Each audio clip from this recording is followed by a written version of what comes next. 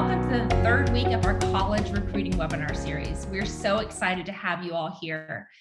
Last week, for those of you who joined us, we talked with the College of Engineering and Computer Science at Syracuse University about the importance of taking a targeted, intentional approach to recruitment.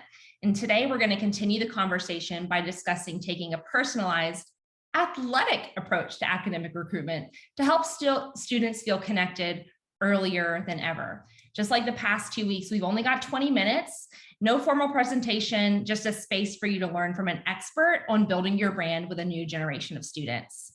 For those of you just joining us this week for the first time, my name is Michelle Wu, and I'm the Strategic Client Specialist for Higher Education here at Tallo. And joining me today is Brett, the Director of Admissions for the University of Minnesota, Rochester.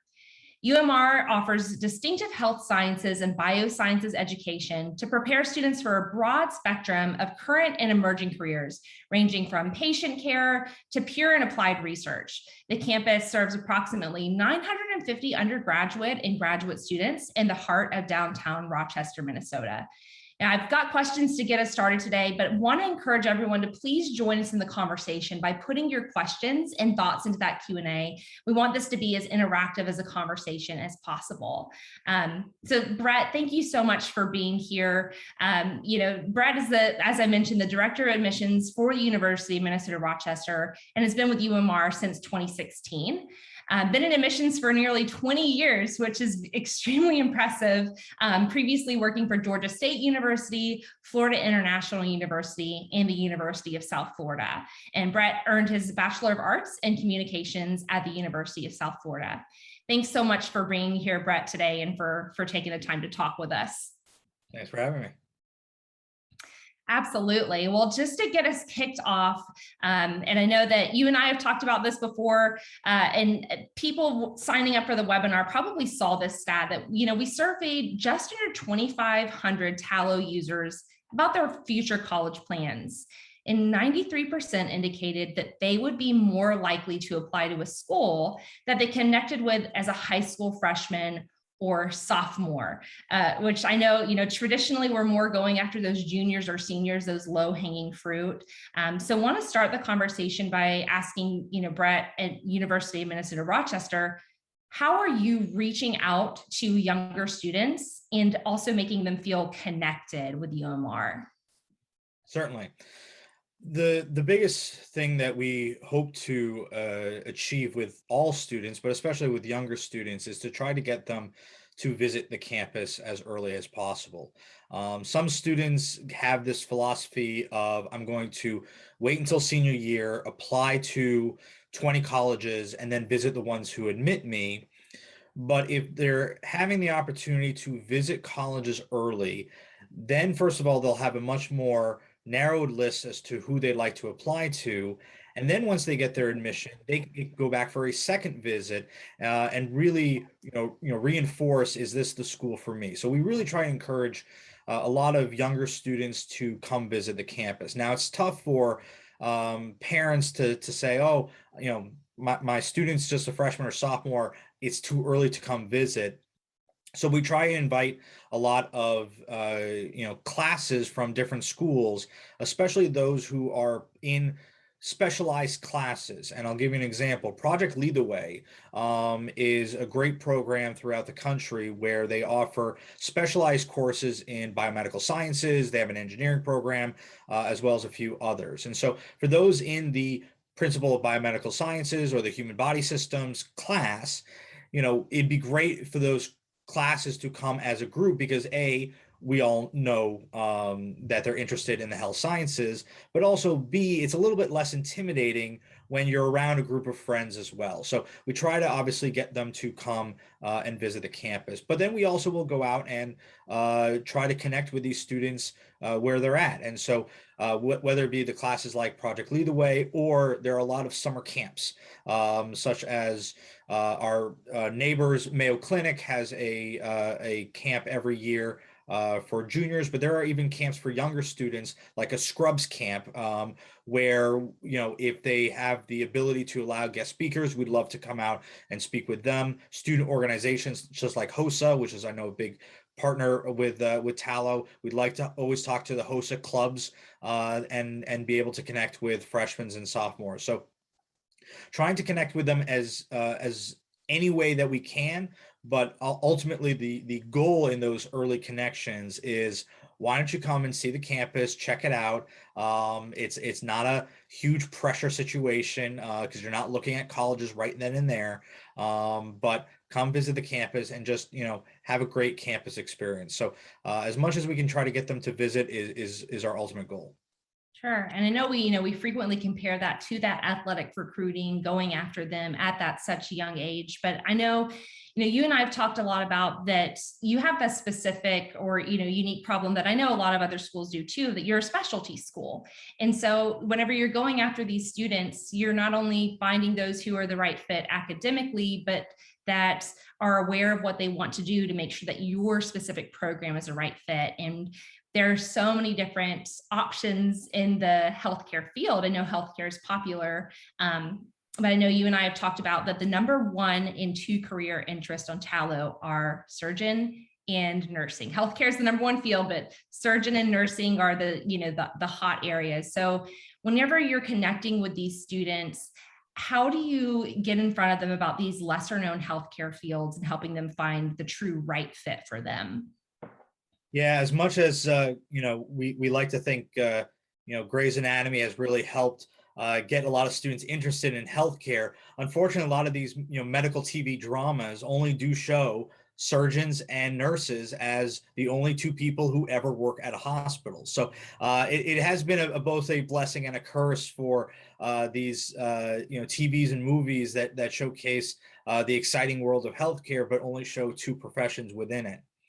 Our goal is to obviously try to showcase as much as we can, but that kind of goes back to those camps and those specialized classes that students have sometimes the ability to see and participate even as early as freshman year in high school. Clubs like HOSA, it allows them to really broaden their scope, broaden their horizon, and really answer the question is, do I really want to do this?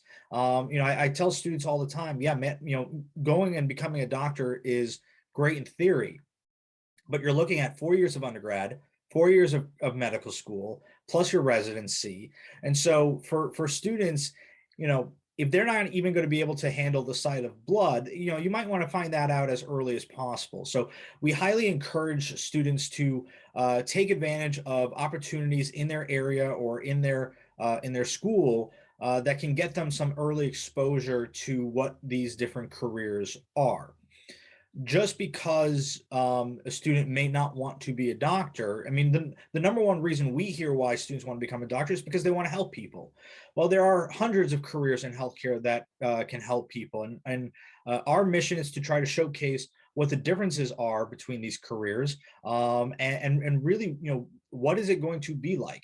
The differences between what an MD will do versus what a PA will do versus what a nurse practitioner will do.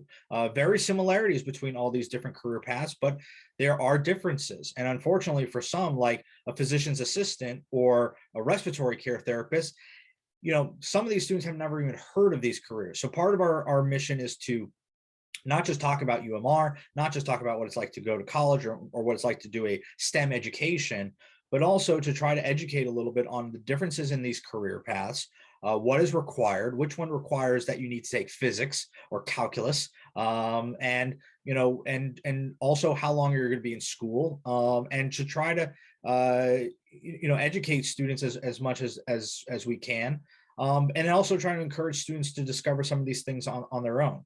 One of the great opportunities students can do while in high school is do a certified nursing assistant program or a CNA program. And that will get them exposure, not just in terms of what all these different healthcare careers are, but also what's it like to treat a patient, and kind of that customer service, and working with patients, and sometimes the difficulties of it, and the long hours and the difficult conversations. And so we really try to encourage students to do some of this on their own, while we will also assist on trying to educate on, what there is out there. At the end of the day, it's all about trying to find the right fit for the student. When the student understands what all these different careers are, but also understand what they're interested in, what they are good at, what they want to do. And then hopefully those two line up to find the perfect career path. Sure. And a question that we have from the audience that might kind of tie into this is, if you are connecting with students in these clubs or from these courses that are only high school freshman and sophomore, how do you stay in touch with them until it's actually time for them to apply at UMR? Yeah, keeping the excitement, the fire going is certainly a challenge.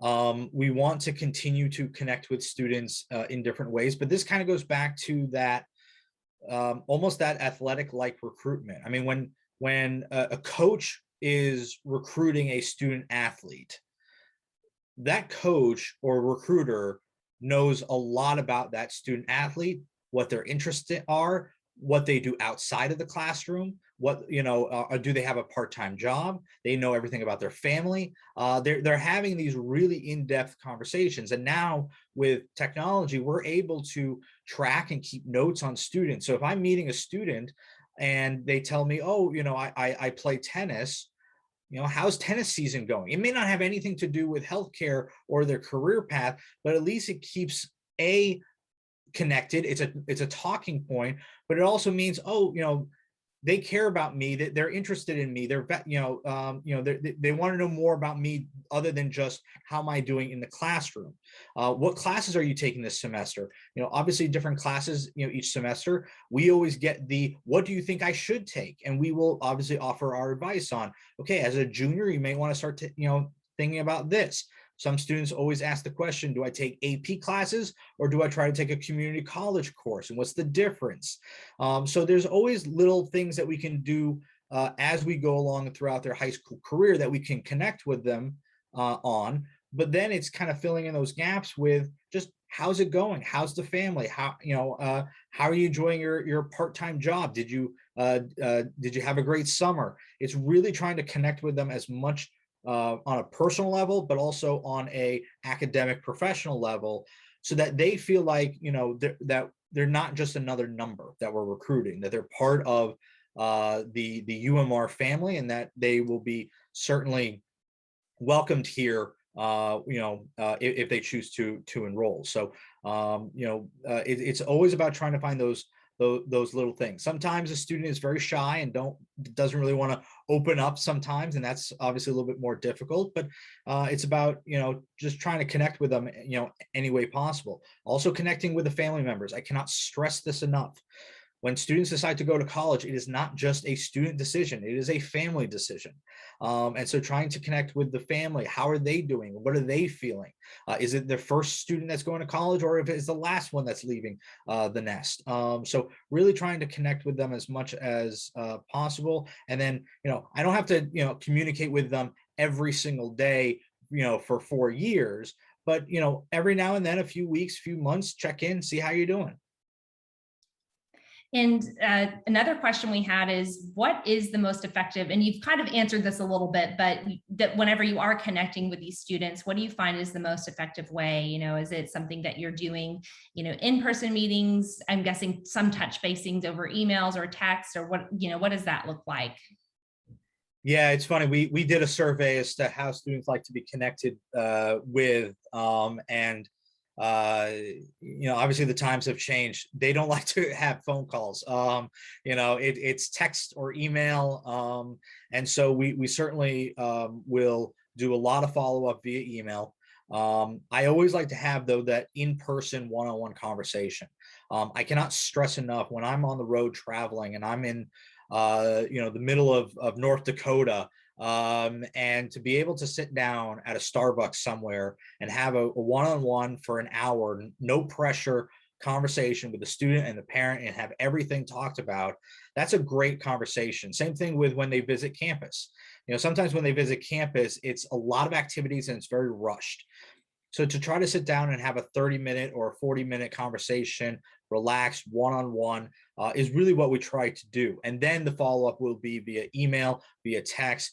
And there's no shame of just asking the student, how would you like for us to follow up with you? Some prefer one, some prefer, another. Some of the students may prefer email.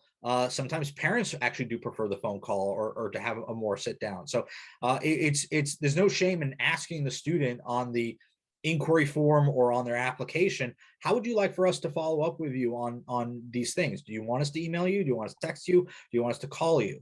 The other way that I would say to have students continue to interact with us is through social media. So, follow us on our ambassador program has an Instagram page, and they try to post different things and announcements of what's happening on campus. So, if a student's really interested in a college, follow them on social media. You'll see kind of all of the new things that are happening and all the updates that are happening, and go from there. Then there's going to be a lot of, as they get later in their college career or later in their high school career, in their college search process, there's going to be probably some social media outlets that let the students connect with their fellow classmates. So a class of 2026 page where they can find roommates, or they can find folks that are coming to the college as well, connect with other students. But it comes down to, yes, that in-person one-on-one, that's usually the prime way to connect with students, and I'd always like to have that.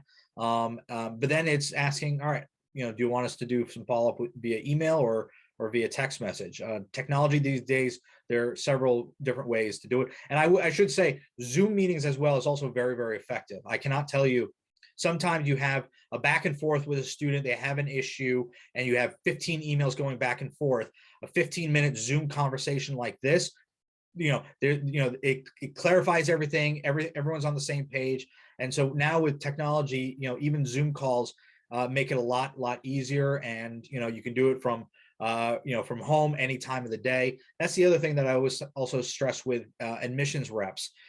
Sometimes you're going to have to connect with students at 5, 6 o'clock when they're out of school, when they're at home, done with their job, have evening conversations, maybe a Saturday conversation, but you always have to try to find the way to best connect with the student on their time, not necessarily your time. Sure. And I know, you were saying that it's important not just to have the conversations and make the connections with the students, but their families as well. So someone from the audience asked, how do you make that initial connection with the parents? So when students come to visit, I obviously like to get to know the student, but I also like to get to know who they brought with them. Most of my questions, obviously, and most of my conversation will be to the student, but sometimes I do like to ask the parents how they are feeling, how they are, going through this. Sometimes it's the parent who tries to dominate the conversation, and so you do want to try to get it back to the student, but you want to try to keep them as much involved. Where I think the parents will really come into play, or the family members, or whomever is kind of that key person that's going to help the student decide on where to go, is going to be during that application and admission process. So student is now admitted. Student's feeling great. They're congratulations to the student. Maybe a couple of weeks later, it's a congratulatory message to the parents and family members as well.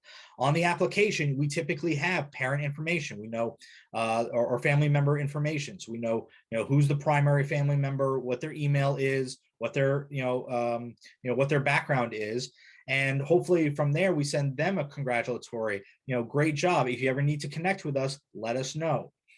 Then there are going to be certain times of the year where that's going to be even bigger. And that's, for example, financial aid time, where unfortunately a lot of students think that's, family member problem or mom and dad problem. And so it's just trying to, communicate not just to the student, but also to the parents. And I will also say this: if you ever need your student to submit something, whether it's a document or a follow-up, and sometimes they procrastinate a little bit, If you're in communication with the parent, they will get them to do it. They will get them to submit that form if needed. They will make sure, parents are also a great, reminder for deadlines and making sure that students are part of the process. So you want to make sure that, at the end of the day, everyone feels comfortable and everybody knows, okay, if mom, dad, grandma, aunt, uncle, whomever has a question, who am I going to? Because sometimes they're not sure about who they should connect with, and so I always like to make sure, hey, connect with me. I will get you in touch with the right folks. But so yeah, usually around that junior senior year when applications and admissions start rolling out, that's when we really ramp up the parent communication. Great. Well, Brett, I told you it was going to come quickly, and we're right at that 20 mark here. This has been really awesome. And we're going to go ahead and put contact information up on the slide. But Brett, before we do that, is there any final thoughts you want to share? Sure. Just, my big thing for students is, freshman, sophomore year, just keep an open mind.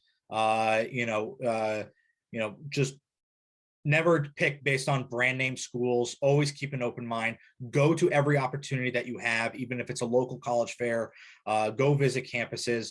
And to other reps or colleges who are wondering about, making those personal connections, it's all about record keeping. It's all about making sure that you have good, accurate records, so that as soon as you're done meeting with that family, you've made your notes, you know what's happening, and so even if someone else meets with them, they also know the history and the backstory, and it's just about being authentic and honest. Well, thanks so much, Brett. This was amazing insight and information. And thank you to everyone who joined in the conversation. Again, we've got that contact information on the screen. So if you have any follow-up for questions for Brett, please send those our way and we'll make sure that we get you in touch with him. Or if you just have questions about Tallo in general, we'd love to talk with you about that as well. And then, before we go, I did want to go ahead and drop into the chat the link for our college recruitment webinar series in case you've missed any of the former sessions and would like to watch the recordings. But there's also a new session to register for. So we'd love to have you join us next week, where we'll hear from the Vice President of Workforce Development at MedCerts on how they're using academic partnership model to encourage student enrollment into industry recognized certification programs. So just click on that link again dropped into the chat to get registered for next week or to check out the recording from today or our previous sessions. Thanks everyone and have a wonderful day.